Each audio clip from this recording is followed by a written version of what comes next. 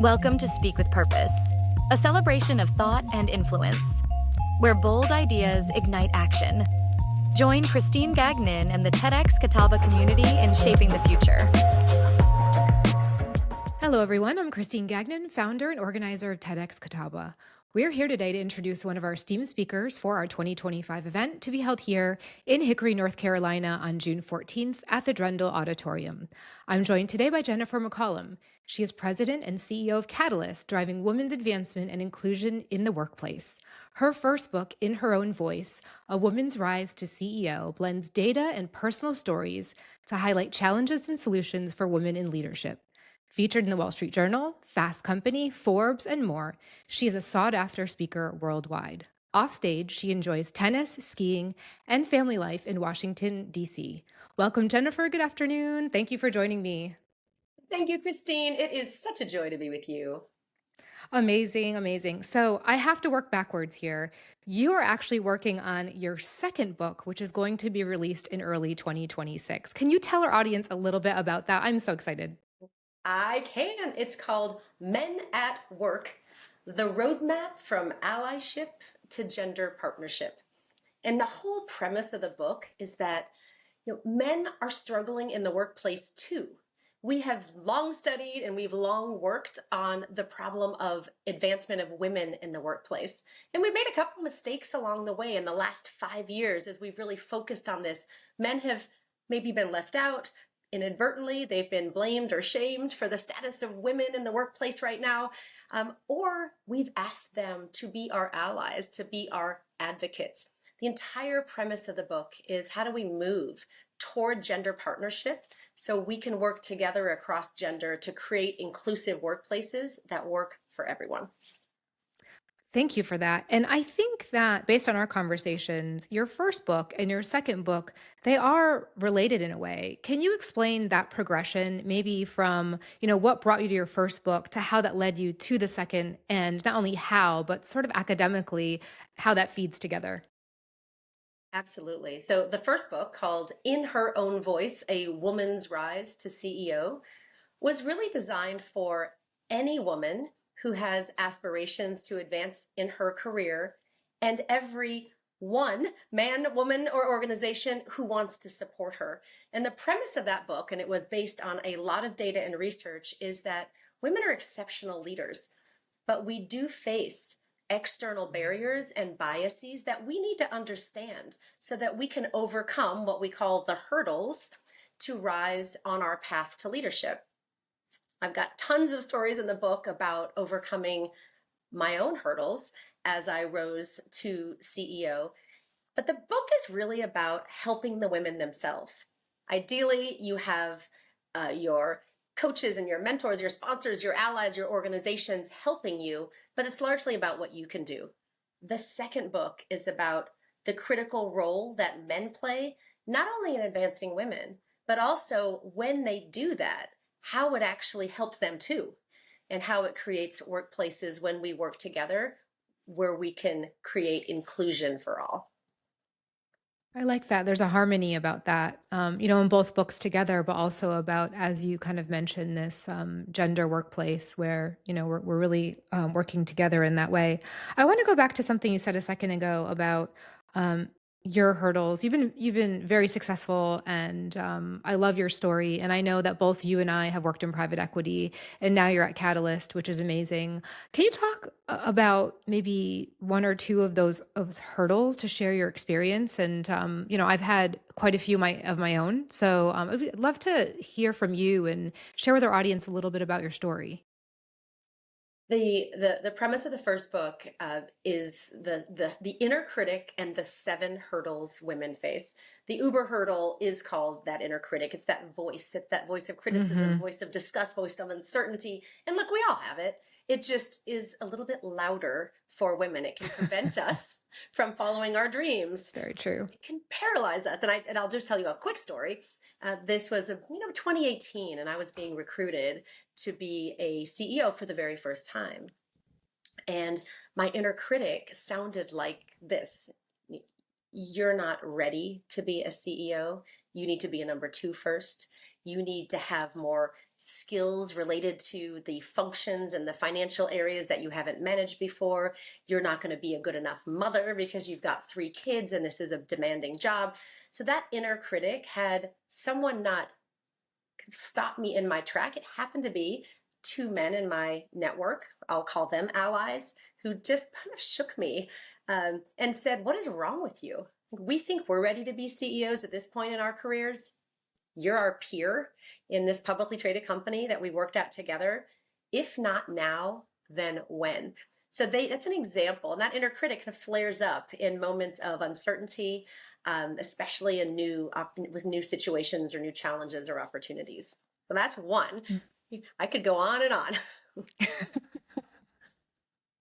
Well, I wanted to react to that because I was on a podcast maybe a couple years ago, and someone had asked me sort of for some advice, and I had said something similar, but I was like, it's really all about the self-talk. And, that's a really important element for me because I agree with you in that earlier in my career, I'd be like, oh my gosh, I'm not sure I can do this. And it would just sort of infuse panic into the system. And now I feel like having that positive self-talk or just controlled self-talk has really helped me tremendously. The other piece of advice, and I feel like this is advice I received because when I used to tell my mentors, oh, I don't feel good enough, or oh, I don't feel ready.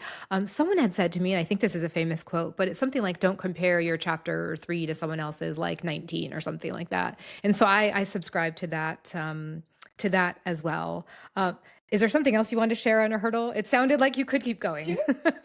Well, and I actually love what you're saying because how do we create awareness of that inner critic, and then how do we actually create more awareness about our internal biases that may not be serving us anymore? So you might have had a bias that I have to operate at chapter 19 even though I'm chapter 3. Mm-hmm. When and one of my biases was I'm not sure I can be the kind of mom I want to be with a big job, or I can't be a CEO unless I'm a number 2 first, learning from someone else. So those were biases that I held. And how do we become aware of them, disrupt them? And sometimes we can do it on our own. Sometimes we need a little kick in the butt for someone else to help us see them. But the second, one of the highest hurdles, and the second one I want to talk about is the hurdle of proving your value. It's actually far and away the hardest one for women, according to the data, which is this idea, this kind of fallacy that if we put our heads down and work harder and harder and harder, and we say yes to a lot of things, and we hold ourselves to a standard that may be unrealistic and may be perfectionist, or believe that we can do it better than someone else, so we'll just do it all, that is crushing us. From a burnout perspective, but also from a visibility perspective, because putting your head down and working harder and harder may get you that promotion, it may get you that raise, it may get you that visibility, but more than often, it actually doesn't. So I work with a lot of women. It's like, what are you saying no to? What are you choosing to do because it aligns with your clarity, your vision, your aspiration, your dreams? And let's be a lot more choiceful. What are you delegating so that you can help develop others and you can let go of some of the things that you're holding? I love this. Not that I want to be a no person, because that's a different kind of thing, but I feel like I have the same struggle where I'm always, I feel like over diarized, where I look at my week and I'm like, oh my God, when am I going to have time to like refill my coffee cup or go to the gym? And so one of the things I was talking with my team about behind the scenes was, we're going to have to start saying no. And it's not no to be mean, but it's no because we need to be, I think, really conscious of our time is a scarce resource, one of these scarcest resources. And so not being afraid to say no or uncomfortable, because people always ask for meetings and I'm like, yes, yes, yes, yes, yes. And then by the time we get done with, the week, I look ahead and I'm booked 5 weeks out. I'm like, why did we do this? And it's I do it to myself. I don't know. There's this guilt I have about saying no. Do you have advice?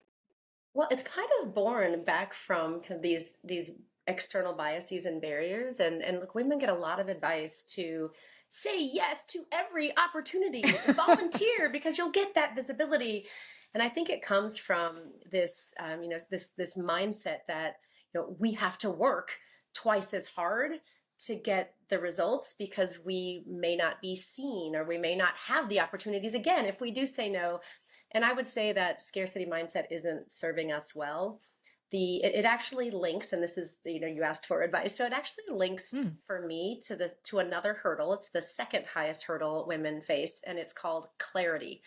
And clarity is like, hey, Christine, if you look out a year, 2 years, 5 years, and I were to ask you, what is your vision, your aspiration that you have? Let's just talk about career for a moment.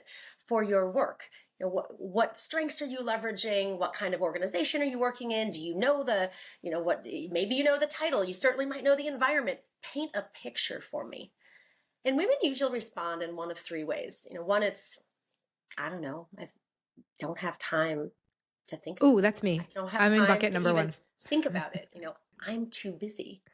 The second response is, no one has ever asked me that before. And the third response actually is the one that, kind of like, it's like a dagger through the heart, which is, I'm afraid to put it out there. Because if I put it out there and I don't get it, isn't it worse than not putting it out there at all? And the answer to that is no, it is not worse, because when you can put it out there, when you can clarify and define it, the universe will conspire to help you get it, but only if you can get clear about what it is that you want. And when you're clear, and this gets back to your original question, you know what to invite in and what to say yes to, and the network and the people you want to help, because maybe they can also help you. You know what asks you need to make, because it's all aligned to that clarity. And when you don't have it, this say yes to everything and do everything becomes the default. So interesting, because I feel like I'm having just flashbacks as we're talking on this podcast on different moments of my career. And I 100% agree with you that if you don't put it out there, then it won't manifest itself in the way that it could, should, or would have. But I remember when a lot of what you say ties back. So I remember when I was going to South Africa on a secondment, and my dream job was always to be a chief of staff, because I always believed that I was best in a number 2 spot, because I could never be in the number 1 spot until I was in the number 2 spot, which is kind of similar to what you were saying. But I also felt this level of sort of, I would say, hesitation to say I wanted to be chief of staff, because some people would interpret that as, I'm getting coffee, or I'm doing something that might be below my self-worth and whatever. But I didn't feel that way. And I know that that's not the nature of that particular role. But when I finally went and sort of made a case, like, this is what I want, people were surprised. Like, oh, you want that? Okay, well, let's make it happen. And so I sort of got over that hump, and I finally got the chief of staff role. And then that led actually immediately into a COO role. And I was like, oh my gosh, I'm so glad that I put it out on the table. I got over these reasons why I was sort of uncomfortable at first. And so I love your advice. I wish we would have met, what is it? It would be 9 years ago now that, or 10 years ago that I was sort of going through this. So thank you for sharing that. And let me tell you something else. It's never, and for any of our listeners, it's never too late. And creating clarity about your aspirations, it could be for career, it could be for relationship, it could be for community or your home. It's a practice, it's a muscle. And I do it all the time. I do it for my day, I do it for a meeting, but mostly I do it with a group, a powerful group of, they happen to be just women soul sisters, and we call ourselves the visionistas. And we get together every single year to set the intention for the year ahead. And then we support each other in achieving it. One thing I want to ask you about, because I love this concept of clarity, and I think that that's important. I've had an interesting experience where I used to have this clear vision. I want to be a partner at a Big 4 firm. That was always my aspiration, but it wasn't what I really wanted. It was what I told myself I should want. And what I realized over the last, say, 20 something years of my career was I kind of couldn't predict all of these different steps along a journey that got me to where I am, where I didn't think I would be. And so now when someone asks me that question, I don't say I don't know in kind of a dismissive way. What I say is, I don't know, but what I do know is that I want to focus on these 3 things. And then I want to see where this leads me, because I don't know where this leads, but I do know these are my interests and this is what I value. Do you think that that's okay? Or is my head screwed on backwards? Please tell me. Yeah, it's all okay. And I think, Okay. I think what's fascinating is, you may not know where you want to end up, but you do know something. So it's, I'll give you a personal example. I know for sure that I want to be on boards. I want to be on public boards. I want to be on private boards. My current reality is I am on the board of my own organization, and I've been on the private equity board when I was the CEO, but I haven't taken the steps yet to figure out how to do it. I know it's my intention a year, 2 years, 3 years from now. So then the magic is letting go of the how and knowing I will find my way through that. So I put it out there and I have conversations and I create a board bio and I start to network, but I'm not sure how it's going to manifest. I just know that it will. I love it. I'm the same. And okay, we're riding on the train together. So I want to pivot a little bit because you do have that private equity background in common, and now you're at Catalyst, and I know that we'll acknowledge that it is an interesting time all around. So let's just acknowledge that. But Catalyst is doing some amazing things under your leadership, and so can you share with our audience a little bit more about Catalyst because some might not be familiar? Catalyst is this jewel of a 63-year-old nonprofit organization with a mission to accelerate progress for women in the workplace. And all through those 6 decades plus that we've been working, it has never been at the exclusion of any other group. That's why the next book is called Men at Work. But it's about when workplaces work for women, they actually work for everyone. Women are more than 50% now coming into the workplace. They're a much larger share of the college graduates. They're a much larger, up to 75% share of the discretionary consumer spending. We call that the she economy. So they're this powerful force. But the reality is we still face exceptional barriers from representation, from the board level all the way down to the first level of leadership. Only 10% of women are CEOs in publicly traded companies. Only 30% are the executive team members, senior leaders. So representation is one problem we work on. Pay equity is another problem that we work on. So women make up 83 cents on the dollar that men make. It's far worse for women of color. So what Catalyst is about is engaging the systems, the organizations, the executives, to change and evolve and reduce the barriers that we face. So it's about diversity of the organization. It's about reduction. It's about fairness, reduction of barriers, and it's about creating inclusive environments. While we're a research organization, we have incredible events, and we also drive some training and development for leaders at all levels to help solve these big problems in the workplace. We so thank you for that background, and you've shared some really interesting statistics both on female CEOs as well as kind of the pay gap on the 83%. In terms of research you're doing right now, to the extent you can share publicly, is there anything that you've come across recently that you're like, wow, okay, new and interesting statistic? And if it's too early and you can't tell us, that's fine, but I definitely want to ask. Absolutely. I think, and this is where the Men at Work book is full of statistics about, and I'll give you, a couple, just some of the premises on the book, which is, we know how critical it is for men as leaders to drive change in organizations and create inclusive environments. We know that because they're the vast majority of leaders still today. We also know that the vast majority of men want to create equal and fair and advance women at work, but they don't know how. So there's three reasons that they're not doing that today. One is fear. There's this kind of unfounded fear that it's this kind of zero-sum game. If you win, I lose. The second is ignorance. Like I want to help, but sometimes I don't see it. I don't see when there is imbalance or unfairness in the workplace. And if I do see it, I don't know what to do about it. And the third is apathy. It's not that I'm not all for fairness at work. I just don't think it's my problem to solve. It's an HR problem or it's an executive problem. And so our goal through the Men at Work book is to help men see, hey, when you operate and create inclusive and fair environments, it helps you too. and it helps your business and it helps your team. So that's one line of work that we're doing. The other line of work, and you mentioned this, it's a difficult environment right now. There's been a massive shift of the pendulum.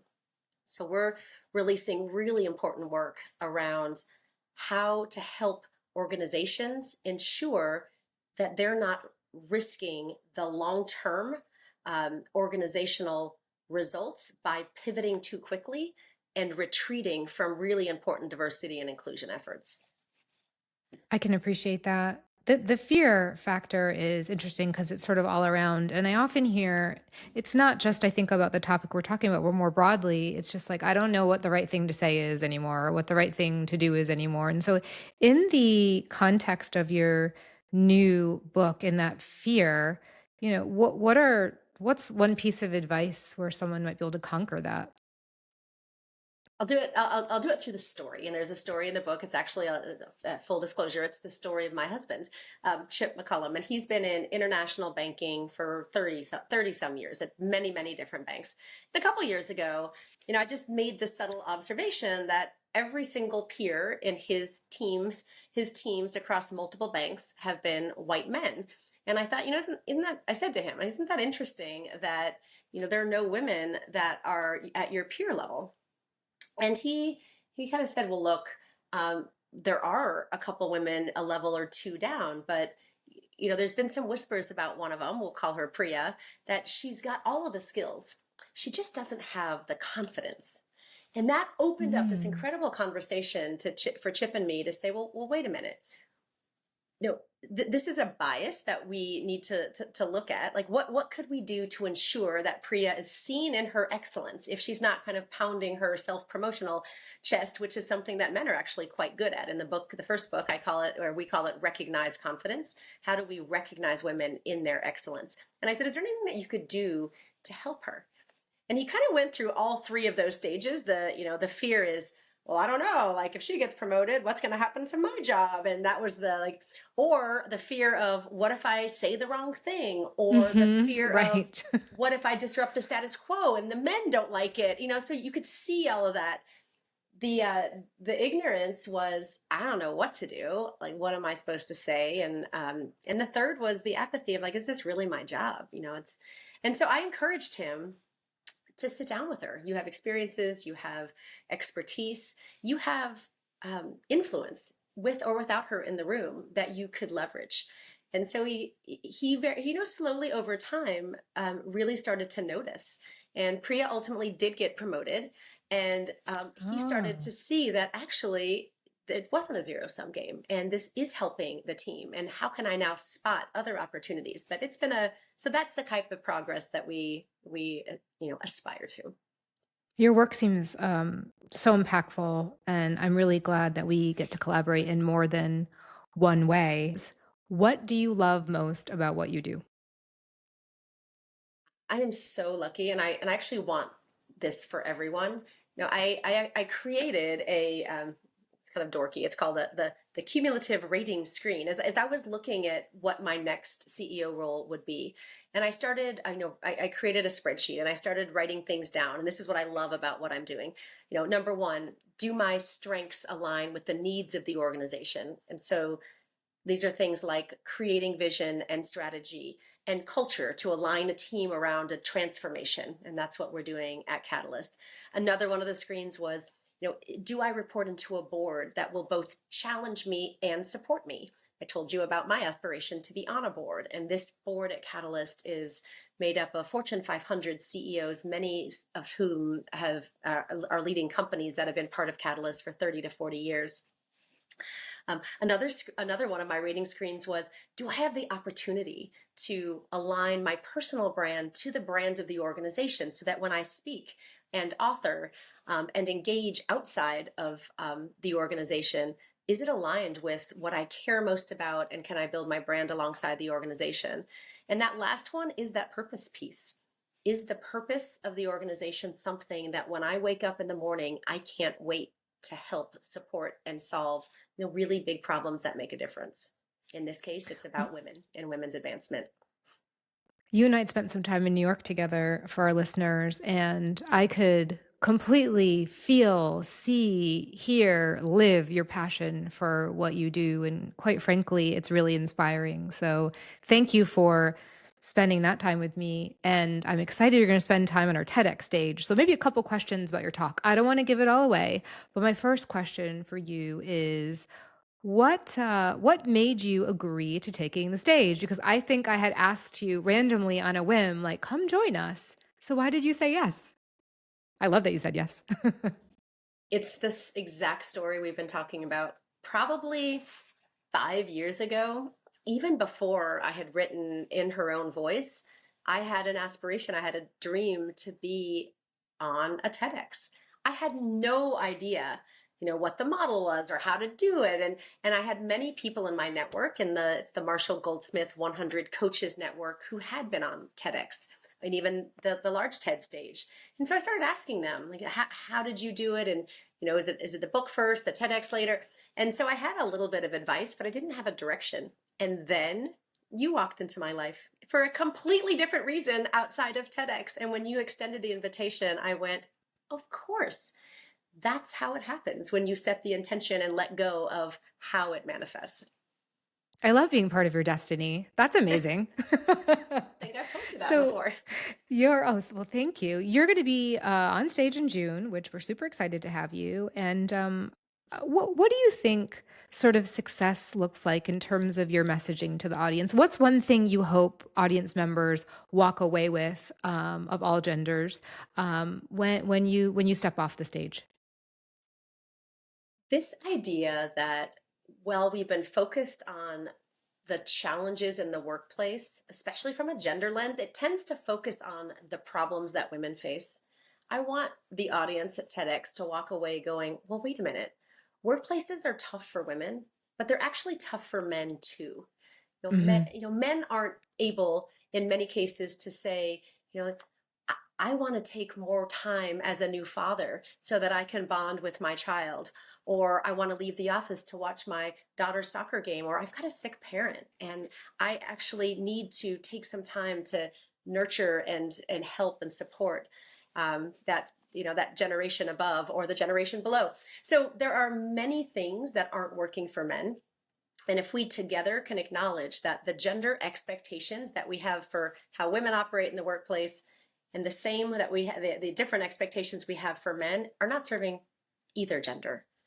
And when we can come together as gender partners to say, we actually can work together to make the workplace work for everyone. We see you, you see us, and this is going to be a better path forward together.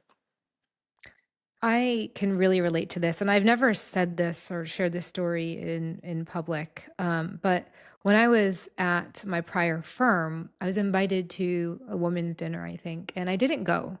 And it wasn't because I was busy, but that was probably my excuse. I didn't go because I felt like at the time it was imbalanced. And I'm not saying I have anything against, women's networking circles or things like that. But for me, I did feel like we were kind of pulling from one side.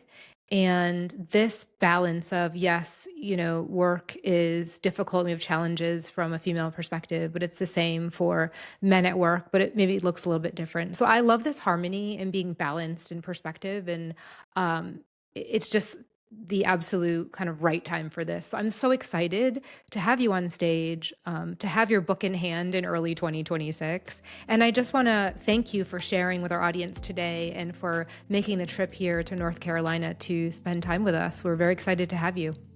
Thank you, Christine. I'm so honored for the invitation, and I can't wait. Awesome. We'll see you in June. See you then. To all of our listeners, thank you for tuning in. Tune in next week for another episode of Speak with Purpose to get insights into our speakers, sponsors, and partners for TEDxCatawba. You can also learn more about our independently organized TEDx event and purchase your tickets on our website, TEDxCatawba.com. We're also on social media. It's TEDxCatawba. We're on Facebook, LinkedIn, Instagram, and X. Thank you so much and see you next week.